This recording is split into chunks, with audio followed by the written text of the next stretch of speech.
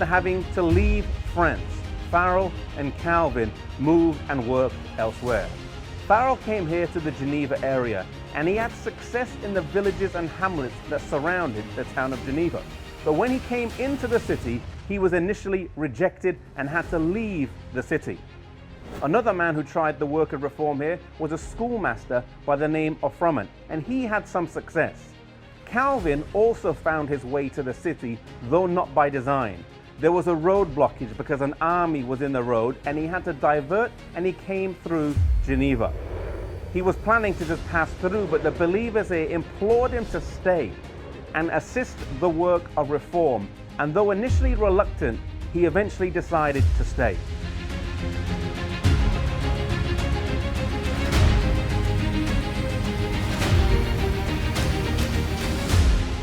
For nearly 30 years, he labored here in Geneva, firstly establishing a church that adhered to the morality of the Bible, and then for the advancement of the Reformation throughout Europe.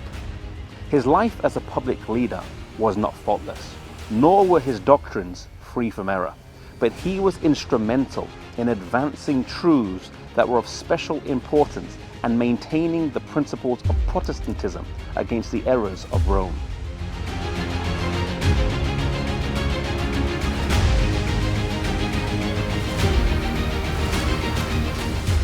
Sometimes you can learn a lot about someone by what their enemies say about them at their death.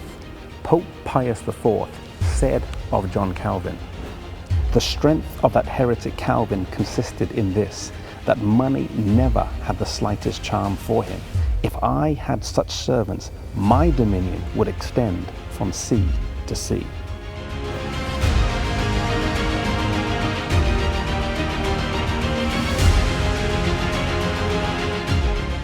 Calvin was a compulsive type A personality. He never wasted a minute. He preached 5 sermons a week, and he wrote a Bible commentary on virtually every book of the Bible. He also wrote countless theological articles on a wide variety of topics. He was not lazy. Even when he was on his deathbed, his friends urged him to refrain from his labors. He replied, "What? Should the Lord come and find me idle?" He lived a very modest life as well. He wasn't paid a large salary, but by the utmost frugality, he was able to save 3 years' annual salary that he left to his heirs when he passed away.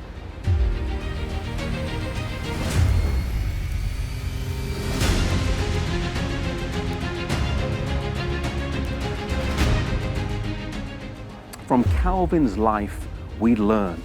He's a man who sent missionaries throughout Europe.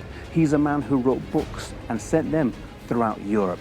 He's a man that had an influence far more wider reaching than just his church. But really, he started off just as the pastor of a church in Geneva. From small beginnings, he had a great influence. In Luke 16 verse 10, the Bible tells us, "He that is faithful in that which is least will be faithful also in that which is much." May we be faithful wherever God has placed us, in whatever small place or small thing it is, that we may be faithful should God give us greater responsibilities or a greater sphere of influence.